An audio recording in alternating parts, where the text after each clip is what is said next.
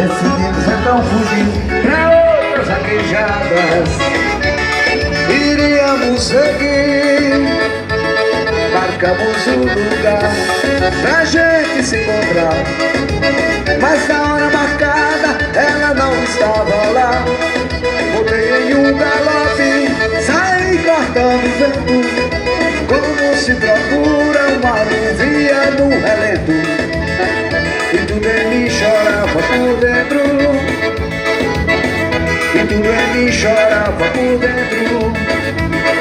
Vieram me contar que mandaram ela pra longe, onde o vento se esconde, o som do berrante se desfaz, o fruto do nosso amor.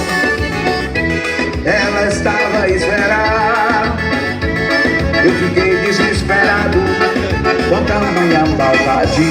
Pensei pra ver desgraça, mas me controlei e saí pelo mundo um vaqueiro magoado.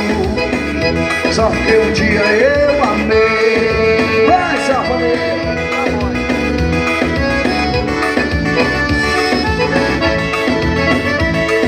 Passaram muitos anos e eu pelo mundo, em vaquejada, sempre a viajar.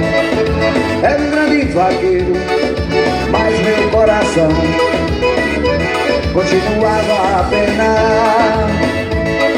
Um dia eu fui convidado pra uma vaquejada naquela região.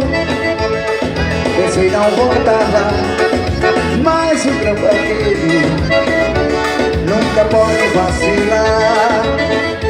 Nunca mais soube de nada do que lá acontecia. Eu fugia da minha dor e da minha agonia. Ser sempre campeão era minha alegria.